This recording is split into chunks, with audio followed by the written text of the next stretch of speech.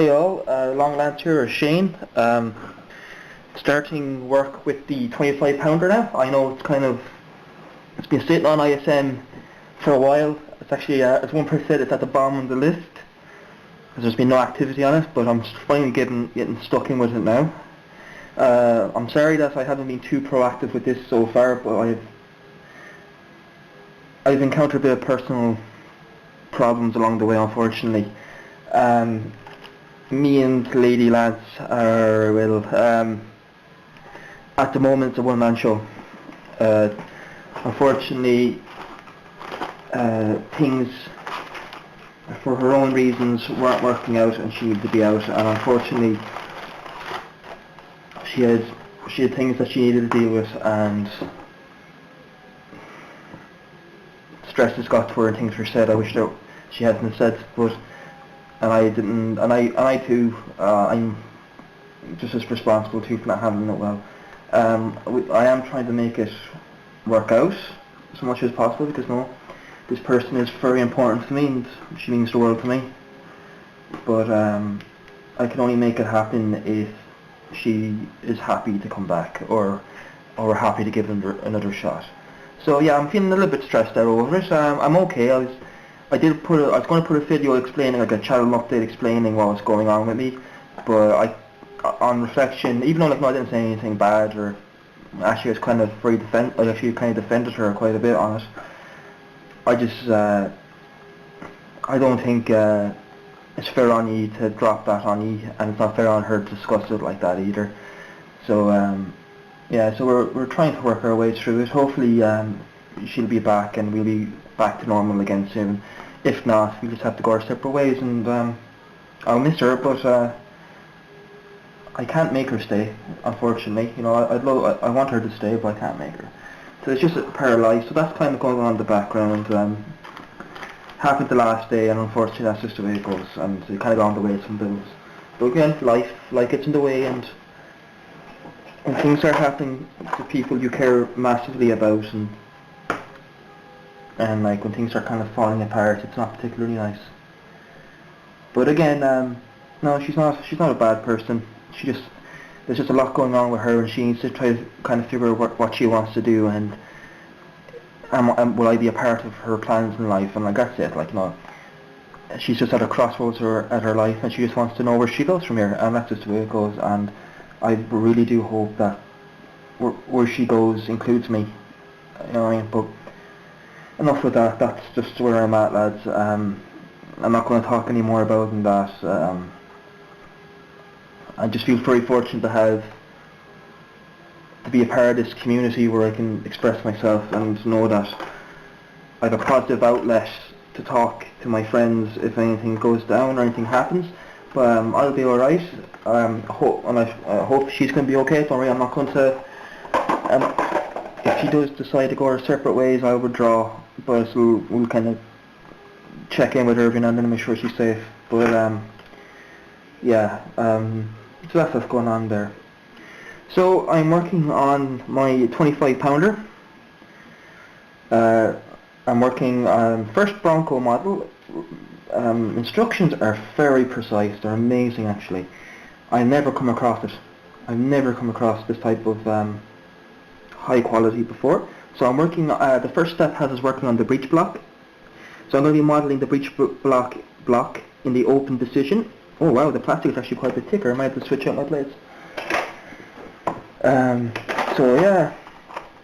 So I'm going to have for the diorama, I'm going to have the breech block modelled in the open position. That the gun is just recovered from a recoil.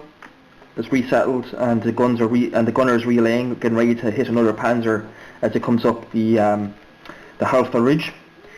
So I've been reading up on the Battle of Elim el Halfa, or Elim el Halfa, which is the first battle of Alamein in Italy. No, in Egypt. My apologies. So it's very interesting. It was actually kind of the last real battle where the Germans had any real tactical. It's like after that battle, which obviously ended in a defeat to Rommel, he kind of lost his tactical advantages and a lot of his flexibility. The reason for it was he was under pressure to try to get into Egypt, into the ports, because his supply lines were becoming dangerously long. So like you had Trebuk, you had Tripoli had almost ceased to be of any tactical importance to him because it was almost 1,200 miles away, and he just couldn't protect his supply lines. Also, so like the motive behind it was he needed to kind of well, there's some title pieces in this. CB runner. So he needed to force a victory as quickly as possible before his supply lines collapsed. He was also running out of panzers. He had about, I think it was in total 200 running panzers, because he managed to get some reinforcements in from Greece, I believe, and he managed to get about 400 Italian tanks running. So they had a sizable armour force. Bearing in mind, in the second battle of Al Alamein, when the Germans were on the defensive, he only had about, oh my god, what was it? He had less than 50 operational tanks. That's how few tanks he had left. That's why he relied on the 88 so much. Do you know, so,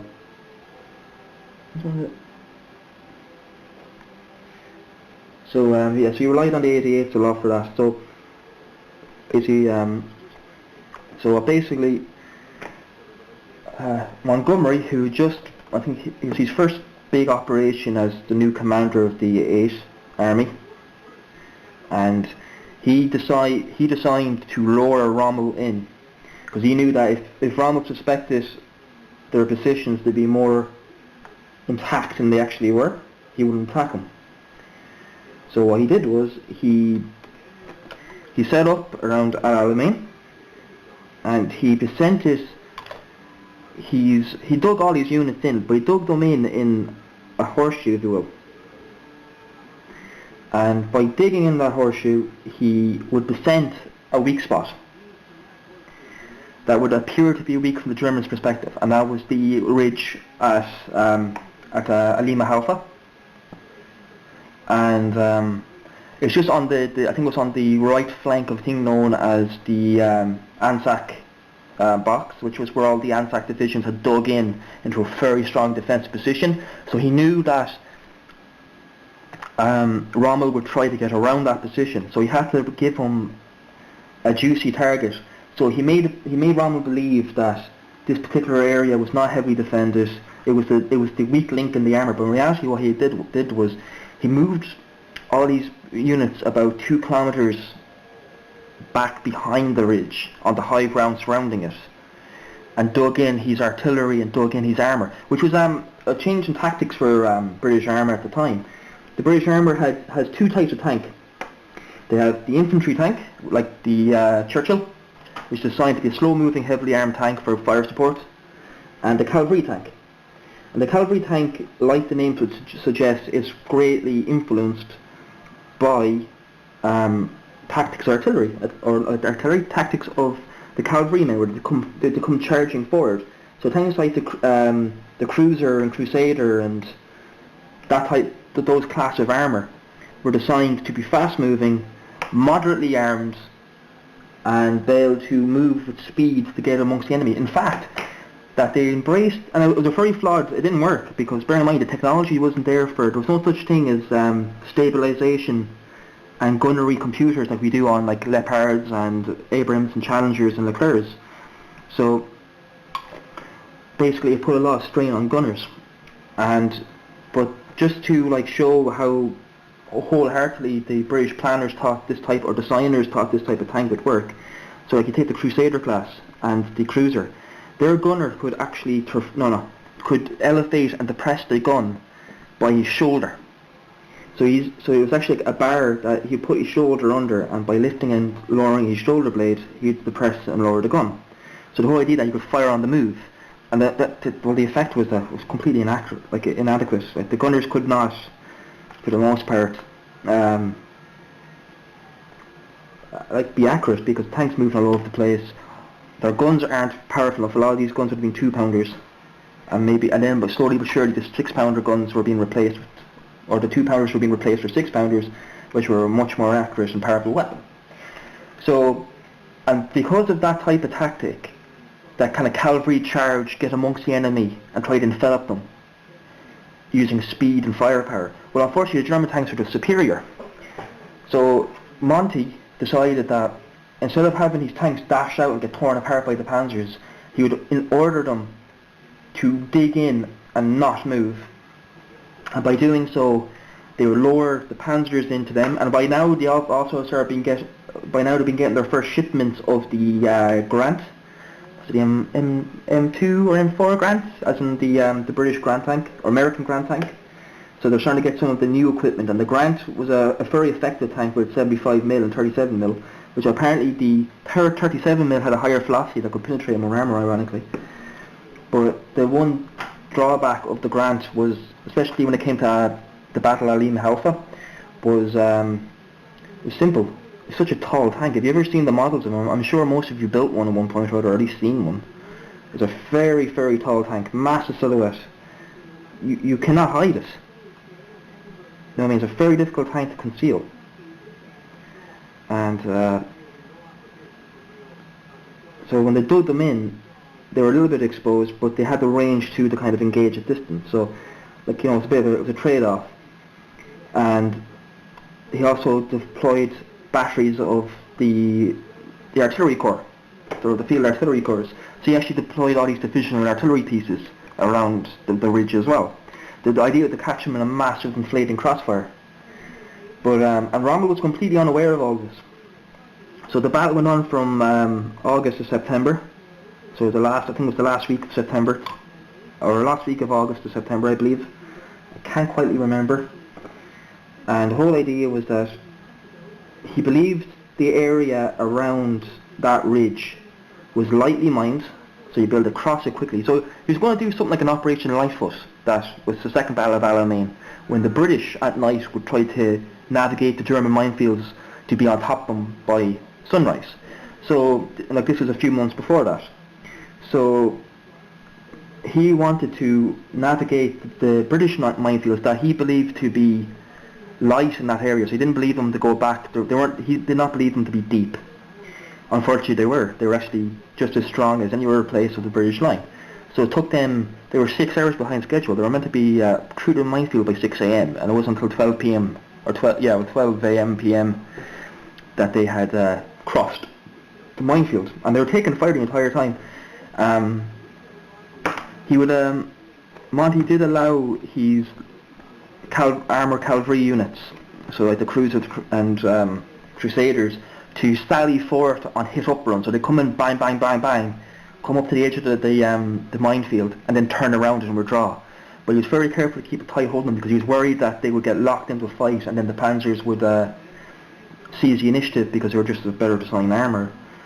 So by then, they had crossed the minefield, and they were reforming and trying to reorganise stuff. And bear in mind, they were taking quite a bit of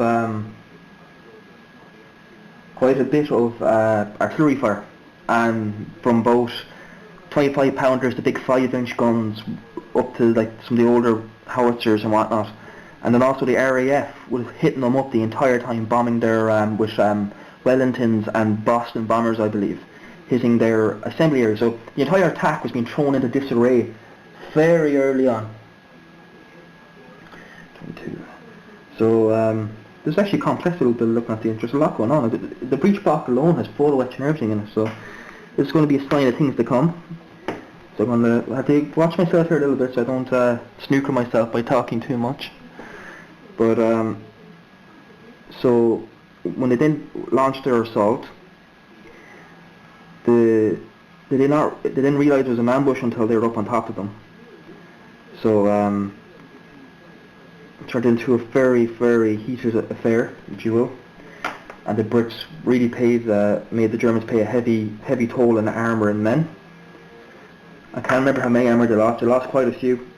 It's one of the reasons why they so few tanks by the end of for the start of the Second Battle of Alamein, like Lightfoot. because they lost a lot of them at Halfa. The Royal Artillery was a very important factor because they were firing in mass salvos, almost at flat trajectories into the panzers as they came into them, and then they started engaged. Then they would blanket fire. There were advance as well, so they were sowing confusion into the Germans from the off. One thing I did not mention, the start of the attack, the Germans also needed to make sure that Monty couldn't redeploy his men once the attack began, because they believed this to be a really sneaky attack, and they were worried that when they realised that we've been caught out by the Afrika Korps and their Italian counterparts, that they'll redeploy other parts of their line to plug the hole. So what they did was it's a thing in military terms known as a blocking force or a pinning force. It's a little bit different to a diversionary force. A diversionary force can be just a small unit of guys to a full division designed to make enemy think they're attacking, where a blocking or a pinning force is assigned to maintain a contact at range with the enemy and lock them in position, where you're just too much of a threat for them to ignore you. So what they did was they deployed, I think it was 2 Italian divisions to attack the box, if you will, the Anzac box, or the Australian box, where all the Anzac regiments were formed up, just to make sure that they couldn't redeploy to support the ridge when the attack began. It's not like but the thing of the matter was that Rommel completely underestimated what Monty actually had there. So it didn't really matter if they reinforced him or not, because the thing was they didn't need much reinforcing.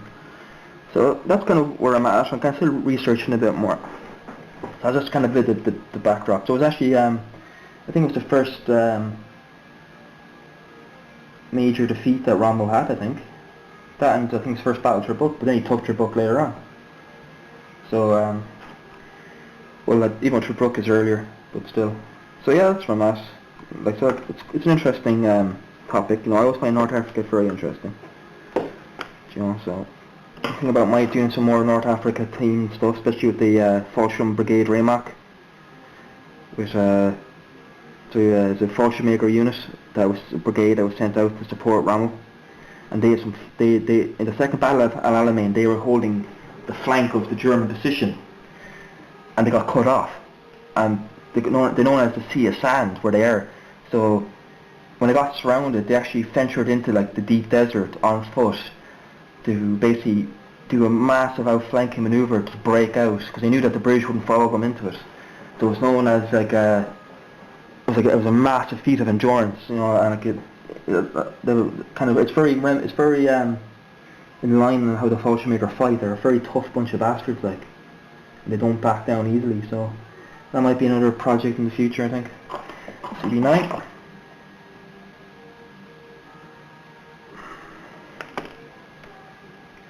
Jesus, this build's very intense. So I was watching some of the other builds, and the lads are tearing through them.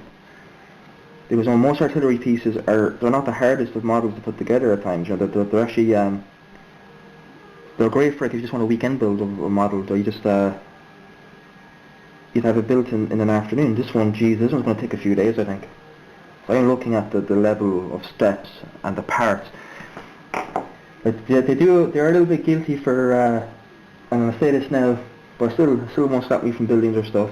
They have a little bit of Dragon's tendency to over-engineer, but it's not. But I don't think it's kind of that, or they're trying to show off. I think they're just trying to put as much detail in. But the instructions were fabulous stuff. So they give you CAD drawings the whole time as well to confer to. So that's always a good thing.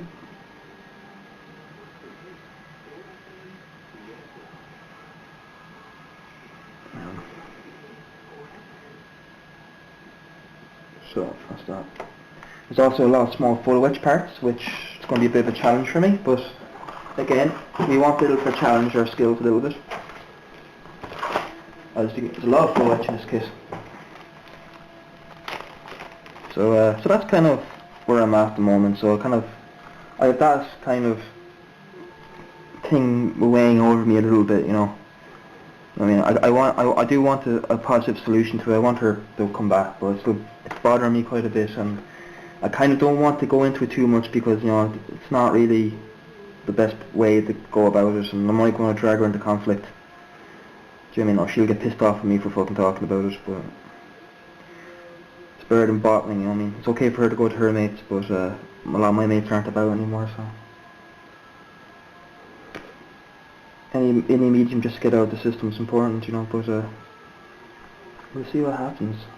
Hang on, they got this wrapped in plastic. How do I get this out?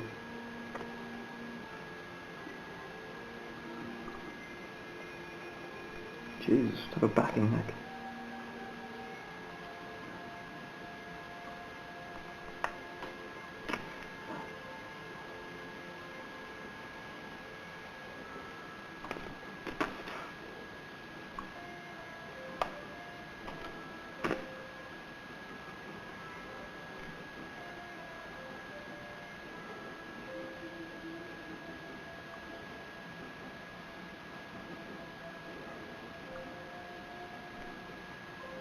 Here we go.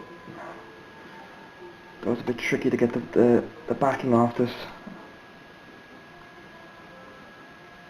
At least you won't be losing any parts, lads. I should have taken off the backing so to stop parts from flying off, but I'm using kind of cheap blades, and the tops of them keep blunting or bending, so what I'm going to do is going to use my pliers and just, there we go, and just blunt the top of them so I'm not damaging parts. So, okay, what we're going to work on now is, wow, that's some very fine detail. Okay, this is going to be a bit of a bollocks. So P16 goes on, okay, orientate the breech block the right way. So P17 first. Oh wow, it's tiny.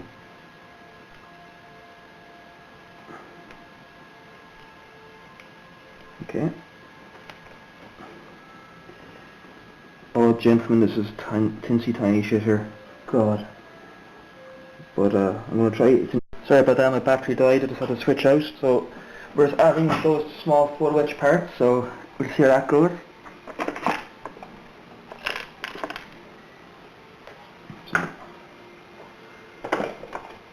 Where's my tweezers? Okay. This is going to be fun. What I do when I'm dealing with small photo etch, I'm going to mount the piece in a little, just dab it into a small little ball attack, just to hold it steady. Just have to be only just gentle pressure on it, so you don't want it to take anything with it. Okay, and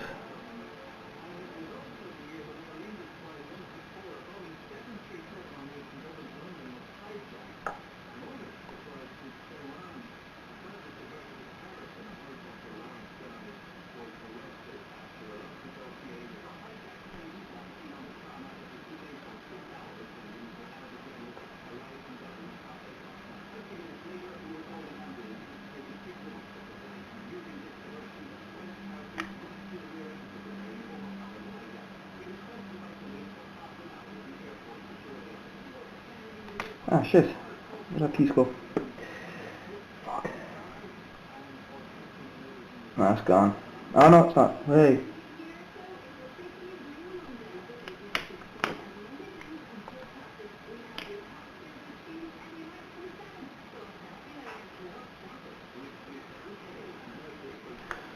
Wow, that's small.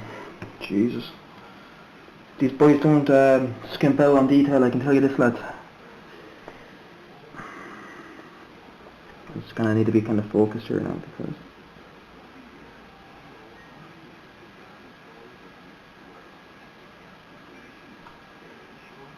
fuck. Okay.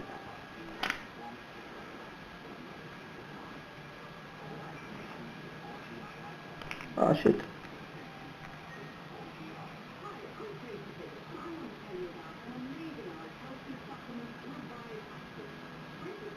Oh, okay. I'll put some videos on the thread or some photos of this because my camera's not going to pick this up. So. Well, that's some very fine detail. And this is only step one. But from the reviews I read, that this was the one thing that it's not really negative, but it's just one thing that all the reviewers were kind of warning us to be aware of, that this is a very etch intensive kit. Very much so. So if you're anyway nervous with etch like I am, it might not be for you, or just take your time. Okay,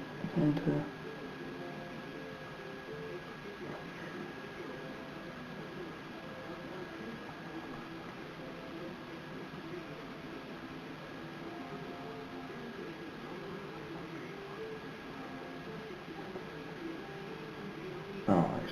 Okay. So next step now is to mate the breech block and the slides together, which is going to be interesting.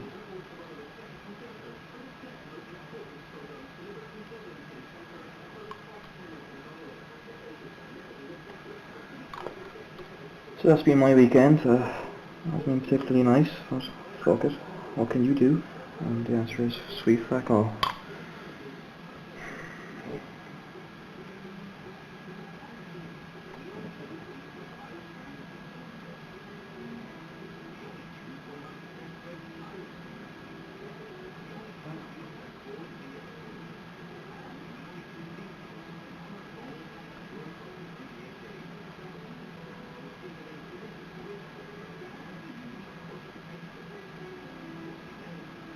Alright, let's see if this goes on. I have this up. This should be up here.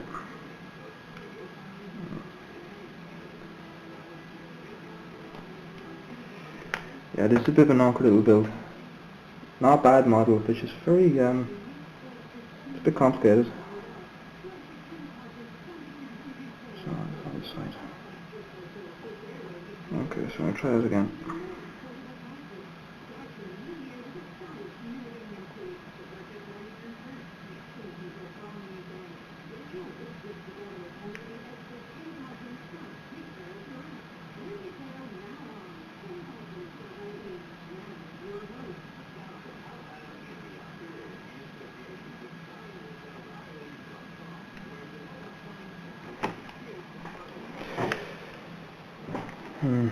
Alright, so I'm just going to take a quick break, try to figure this out, and I'll be back to you in a minute. Welcome back. Yeah, I figured it out. Just took a little bit of tweaking, so I got the breech open. I don't know if you can see those little full wedge parts. They're tiny little yolks. I don't know what they're. See in here. I'll put some photos up. So I'm just moving on now to the barrel. Fit's a little bit rough. I might have to go back in. A bit of fucking fluff then. I want to go back in with a bit of filler and just clean up some gaps, but not that big of a deal. So I want to go on to adding the gun barrel and the recoil system. So that is, it's the early style muzzle without the muzzle brake from all the photographs I was looking at from the time. So it's a molded plastic thing, but it's one piece. Which is good. Unfortunately, there are some bloody heavy fucking plugs on it. I'm a bit worried about. So I don't really have files close, gentle enough for this job. So I have to cut it back very gently. So yeah. So I was watching Cohen's video and he mentioned Haneker and how that person basically tried to discredit his work, which was, well, that just boils down to someone being jealous. Like, constructive criticism is always a good thing, as in, oh look, your figures are great, but if you try this, you might be able to get a bit more of that. Because you're not being a douchebag, you're not being an asshole. Like, you're just you're actually trying to help a fellow model maker out, just removing a seam line. And no, this person wasn't interested in that. They were jealous of Michael's success, Haneker's success. Like, and the reason why he's such a successful channel is that because he's constantly uploading content and it's very high quality stuff, and the man's a gentleman. So yeah,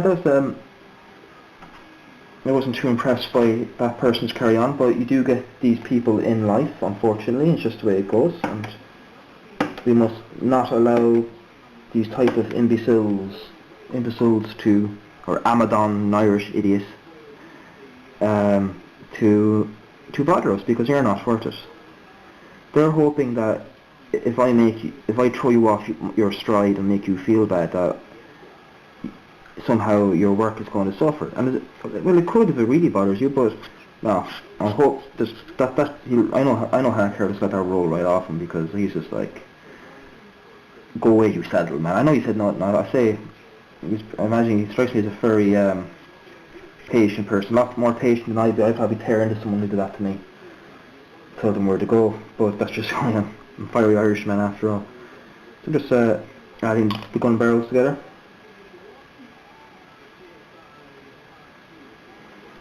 On a nice note, the gun barrel comes with rifling, which is very nice. So I'm looking forward to that. And yeah, it's very nice. Set barrel straight. Just trying to make sure the barrel is straight.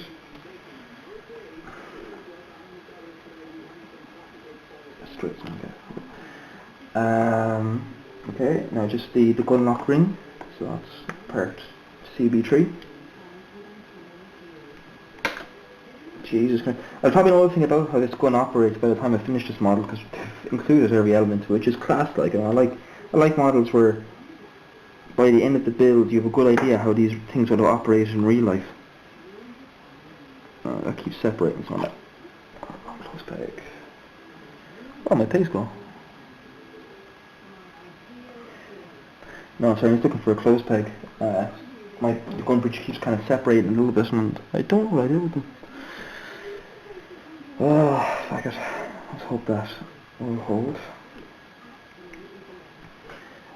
So, yeah, I don't know, I'm not really in too good of a place, but I will. Okay, and it's not letting it get to me, you know. This has happened before, and I don't know if it's right for me to reach out to this person, offer them a chance back when they've done almost the exact same thing in the past. Do you know what I mean? Like, I don't know. When I kind of made feel that I'm somehow responsible, sure, I didn't do a damn thing wrong. Like, it started off as a conversation and it turned into a breakup. So, yeah, I don't think we're meant to be honest with you. Like, you know, I've been kind of trying to keep in contact and I haven't heard anything back. So, I think that's done. It's a damn shame because she was special, but plenty more in the sea, I guess. You know, it's not easy for me to admit that, but it's just the way it goes. Life does throw us lemons, after all. So yeah, so that's what's going on. I'm gonna keep working on this. I'll do an update vid once I've assembled the gun barrel breech and recoil mechanism, because there's a little bit too much here and this video is going to drag on a bit too long, and I'm kind of finding it hard to kind of concentrate, and also my head's all over the place a little bit. So I'm going to sign off. This is just to kind of let you know I'm starting to work on my Rain of Steel entry. Look after each other. You know what I mean? Don't let things bother you in life, and watch out for them buses. Right, all lads. Bye bye.